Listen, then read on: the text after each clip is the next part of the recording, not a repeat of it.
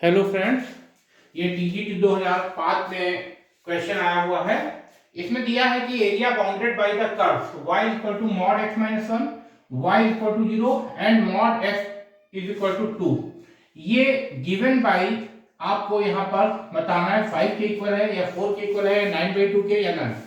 मतलब यहाँ पर एक कर्व गिवन है y equal to mod x minus 1, y is equal to 0। जैसा कि आप जानते हैं y इक्वल टू 0 ये x एक्सिस की इक्वेशन है और मॉड x इक्वल टू 2। इन तीनों से जो बाउंडेड रीजन है उसका एरिया फाइंड आउट करना है। तो सबसे पहले गिवन कर्व का हम ग्राफ बनाएंगे। गिवन कर्व का ग्राफ बनाने के लिए पहले हम देखते हैं जो गिवन कर्व है y equal to mod x minus 1 है। जैसा कि आप जानते हैं मॉड फंक्शन की प्रॉपर्टी होती है mod x is equal to x जब x greater than or equal to 0 और मॉड x माइनस x के इक्वल होता है जब x क्या हो लेस देन 0। ये मॉड फंक्शन की प्रॉपर्टी होती है। मॉड x x के इक्वल होगा जब x 0 या 0 से बड़ा हो। अगर x की वैल्यू 0 से छोटी है तो मॉड x माइनस x के इक्वल होता है। इसी फॉर्मूले से हम लिख सकते हैं mod x minus 1 x minus 1 के इक्वल होगा जब x माइनस 1 0 से बड़ा या 0 के बराबर हो। और अगर x माइनस 1 0 से छोटा होगा तो ये बराबर होगा माइनस टाइम्स x माइनस 1 के। इसको हम और सिंप्लीफाई करके ये लिख सकते हैं y equal to x minus 1। इस 1 को राइट हैंड साइड लाएंगे तो जब s की वैल्यू 1 या 1 से बड़ी होगी तो y की वैल्यू x माइनस 1 होगी। जब s की वैल्यू 1 से छोटी होगी तो y की value minus times x minus 1 हो जाएगी। यानी जो गिवन कर्व है अगर x की वैल्यू 1 है या 1 से बड़ी है तो y की वैल्यू x माइनस 1 होगी। जब x 1 से छोटा होगा तो y की value minus times x minus 1 होगी। अब इसका ग्राफ बनाने के लिए सबसे पहले हम यहाँ पर x एक्सिस और y एक्सिस को ड्रा कर लेते हैं। ये आप देख सकते हैं जो हॉरिजॉन्टल लाइन है ये x एक्सिस है, ये वर्टिकल लाइन है तो ये आपकी क्या है y एक्सिस है और यहाँ पर ये पॉइंट क्या है ओरिजिन है। सबसे पहले हम देखते हैं यहाँ पर 1 या 1 से ज्यादा अगर x है तो y की वैल्यू x माइनस 1 है। तो हम सपोज कर लेते हैं ये कौन सा पॉइंट है, ये 1 पॉइंट है और ये कौन सा पॉइंट है, ये 2 है। इधर आपका ये माइनस 1 है और ये पॉइंट 1 है। इधर पॉइंट ये हमने सपोज कर लिया ये माइनस 1 है। आप देख सकते हैं y is equal to x minus 1। y is equal to x minus 1 का क्या मतलब, इसको हम देख सकते हैं, इसको इस प्रकार से लिखा सकता है x minus y is equal to 1। अब यहाँ पर x upon 1 plus y upon minus 1 is equal to 1 लिख सकते हैं। आपको पता है ये उस लाइन की इक्वेशन है इंटरसेप्ट फॉर्म में, ये इंटरसेप्ट फॉर्म है लाइन की। तो इंटरसेप्ट फॉर्म है यहाँ पर x एक्सिस पर जो इंटरसेप्ट कट कर रहा है 1 का और y एक्सिस पर माइनस 1 का इंटरसेप्ट कट कर रहा है। x एक्सिस पर 1 का और y पर माइनस 1 का। तो यानी एक लाइन अगर हम यू बनाएंगे तो ये लाइन आपकी इस तरीके से जाएगी। ये लाइन आपकी 1 और माइनस 1 को मिलाने पर लाइन मिल जाएगी। लेकिन यहाँ पर s की वैल्यू जब 1 या 1 से बड़ी है तो y की वैल्यू x माइनस 1 है। तो हम 1 या 1 से बड़े के लिए ग्राफ बनाएंगे तो हम देखेंगे ये इस तरीके से ग्राफ बन जाएगा। ये जो लाइन है ये रिप्रेजेंट कर रही है y is equal to x minus 1 को जब x 1 या 1 से बड़ा है। इसी तरीके से आप देख सकते हैं यहाँ पर जो दूसरी लाइन जब x 1 से छोटा है तो y की value minus times x minus 1 है। y इज इक्वल टू है माइनस टाइम्स x माइनस 1। इसको हम ऐसे लिख सकते हैं y is equal to minus x plus 1। ये लिख सकते हैं x plus y is equal to 1। इसको लिख सकते हैं x upon n plus y upon 1 is equal to 1। ये भी लाइन की इंटरसेप्ट फॉर्म है। तो इसमें x एक्सिस पर इंटरसेप्ट जो कट कर रही है लाइन 1 है, y एक्सिस पे भी 1 पे कट कर रही है। यानी ये लाइन जो होगी आपकी वो इस तरीके से जाएगी। ये रिप्रेजेंट कर रहा है y is equal to minus x plus 1 को। तो ये ग्राफ बन गया आपका y is equal to mod x minus 1 का। ये जो ग्राफ बन रहा है v ये आपका y is equal to mod x minus 1 का ग्राफ है। अब हम देखते हैं यहाँ y इक्वल टू 0 दे रखा है। y इक्वल टू 0 जो होता है ये होता है x एक्सिस और फिर दिया है मॉड x इक्वल टू 2। तो मॉड x इक्वल टू 2 का मतलब है जो x जब मॉड हटाते हैं तो दूसरी साइड में प्लस माइनस लग जाता है, यानी x इक्वल टू प्लस 2 होगा या माइनस 2।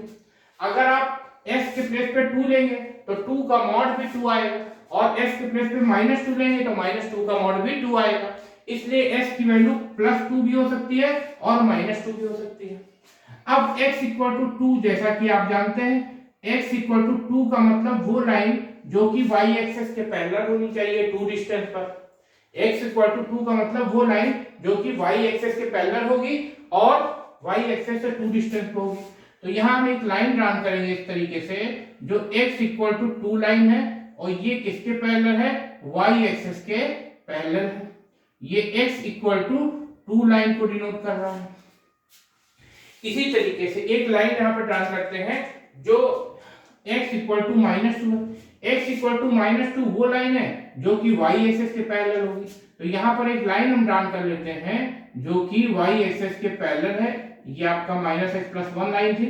यहाँ y एक्सिस के पैरेलल लाइन ड्रा कर रहे हैं जो कि x इक्वल टू -2 लाइन है। ये लाइन है x इक्वल टू -2। आप देख सकते हैं ये लाइन x इक्वल टू 2 है।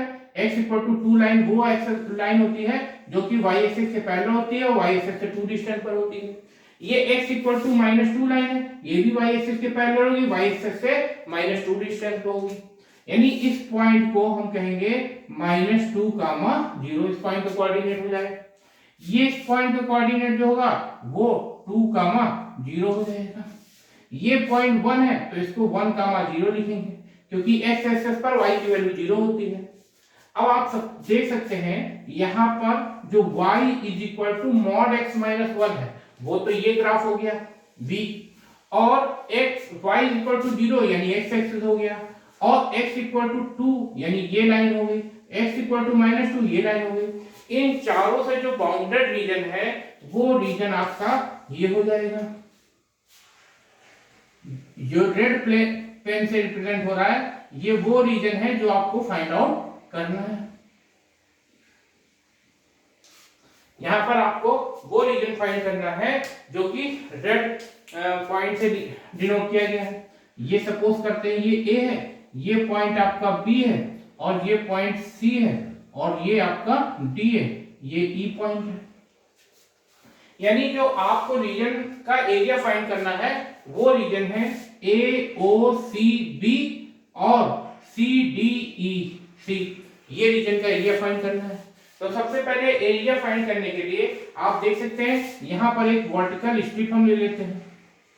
ये स्ट्रिप जो है इसको हम PQ सपोज कर ले रहे हैं। ये स्ट्रिप आपकी है PQ, और एक दूसरी स्ट्रिप वर्टिकल स्ट्रिप यहाँ पर ले रहे हैं, ये LN सपोज कर लेते हैं। PQ स्ट्रिप की जो चौड़ाई है उसको हम dx मान लेंगे, और जो ऊंचाई है इसको y सपोज कर लेंगे और ये dx हो जाएगा। तो PQ स्ट्रिप रेक्टेंगल शेप में है। रेक्टेंगल का एरिया जो होता है वो लेंथ इनटू ब्रेथ होता है, लंबाई गुणे चौड़ाई।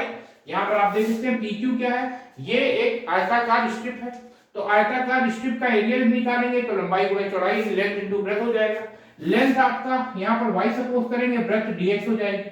तो जो ये एरिया है, area bounded by the curves, area bounded by the curves. जब कर्व्स के बीच का एरिया आप निकालेंगे तो ये हो जाएगा एरिया ऑफ AOCB और A plus area of CDEC। तो एरिया ऑफ AOCBA का एरिया निकालेंगे तो ये एरिया जो होगा, ये पहले हम वर्टिकल स्ट्रिप का एरिया निकालेंगे। तो वर्टिकल स्ट्रिप की हाइट हो गई y और इसकी चौड़ाई हो गई dx, ब्रेथ हो गई इसकी dx और हाइट हो गई y। तो इसका एरिया जाएगा y गुणे dx, और इस स्ट्रिप को, ये पूरे एरिया को हम छोटी छोटी वर्टिकल स्ट्रिप्स में डिवाइड कर लेते हैं, और उस स्ट्रिप को A पॉइंट से C तक ले जाएंगे, यानी इसको इंटीग्रेट करेंगे -2 से 1 तक, तो हमको इसका एरिया मिल जाएगा। फिर सेकेंड स्ट्रिप जो LM स्ट्रिप है, आप देख सकते हैं LM स्ट्रिप ये वर्टिकल स्ट्रिप है, इसकी जो ब्रेथ है वो dx सपोज कर लेंगे और इसकी हाइट को y सपोज कर लेंगे, तो इसका एरिया भी y dx हो जाएगा। और यहाँ पर इंटीग्रेट करेंगे 1 से 2 तक, तो इसमें 1 से 2 तक इंटीग्रेट कर दिया। अब y की वैल्यू, जो पहला इंटीग्रेशन है इसमें y की वैल्यू और सेकेंड इंटीग्रेशन में y की वैल्यू आपको रख देनी है। जैसा कि आप देख रहे हैं जो पहला इंटीग्रेशन है उसमें आपको 1 से -2 से 1 तक जाना है, और y की वैल्यू जो है जब -2 से 1 तक जा रहे हैं तो y की वैल्यू आपको -x प्लस 1 होगी, यानी माइनस टाइम्स x माइनस 1 लिखी जाएगी। और सेकेंड इंटीग्रल में y की वैल्यू ये लाइन है, तो ये लाइन है आपकी y equal to x minus 1, तो इसको x माइनस 1 लिख लेंगे। और इसमें आपको इंटीग्रेट करना है 1 से 2 तक। अब आप देख रहे हैं माइनस तो कांस्टेंट हो गया, s का इंटीग्रेशन x स्क्वायर बाई 2 होगा, 1 का इंटीग्रेशन x हो जाएगा, इसमें लिमिट लगा देंगे -2 से 1 तक। इसी तरह s का इंटीग्रेशन x स्क्वायर बाई 2 और 1 का इंटीग्रेशन x हो गया, इसमें लिमिट 1 से 2 तक लग जाएगी। फिर s के प्लेस पे अपर लिमिट रखेंगे 1, तो 1 का स्क्वायर 1 होता है, 1 बाई 2 आ जाएगा, माइनस s के प्लेस पे लोअर लिमिट -1 हो जाएगी। इसी तरीके से माइनस s के प्लेस पर लोअर लिमिट -2 रखेंगे तो -2 का स्क्वायर 4 अपॉन 2 माइनस, और s के प्लेस में -2 रखेंगे तो ये प्लस का 2 बन जाएगा।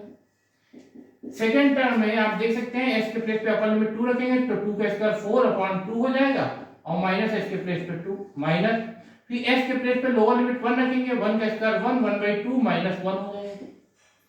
अब यहाँ पर आप देख सकते हैं 1/2 में से 1 सब्ट्रैक्ट करेंगे तो माइनस का 1/2 होगा, माइनस 4 अपॉन 2 ये 2 हो गया, 2 प्लस 2 ये 4 हो जाएगा, 4 अपॉन 2 ये भी 2 हो गया, 2 माइनस 2 और प्लस ये माइनस 1/2 में से 1 सब्ट्रैक्ट करेंगे तो ये माइनस का 1/2 हो जाएगा।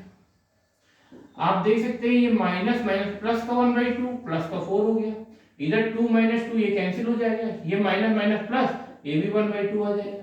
अब 1/2 और 1/2 को ऐड करेंगे तो 1 आएगा, प्लस 4 ये 5 हो जाएगा, यानी इसका जो एरिया होगा वो 5 स्क्वायर यूनिट एरिया हो जाएगा। Thank you.